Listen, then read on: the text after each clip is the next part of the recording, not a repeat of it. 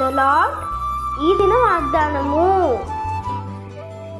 అతడు నాకు మొరపెట్టగా నేను అతనికి ఉత్తరమిచ్చేదను.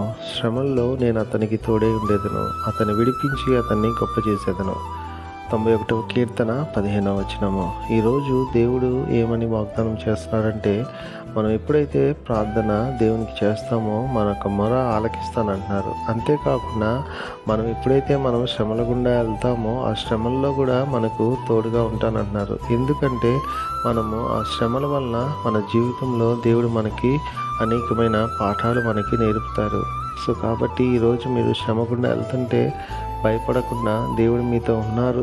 ఆ శ్రమల వలన మీరు నేర్చుకోవాల్సింది నేర్చుకుంటూ ఆయన వైపు చూస్తూ ముందుకు సాగిపోతే, ఎప్పుడైతే మనం ఆ విధంగా మనము జీవించగలుగుతాం అప్పుడు తప్పకుండా నిశ్చయముగా దేవుడు మనల్ని వాటి నుండి విడిపించి మనల్ని గొప్ప చేస్తారు. కాబట్టి ఆయన ఇస్తున్న వాగ్దానాన్ని చేతపట్టుకొని ఈ లోపల మనం నమ్మకంగా జీవిద్దాం.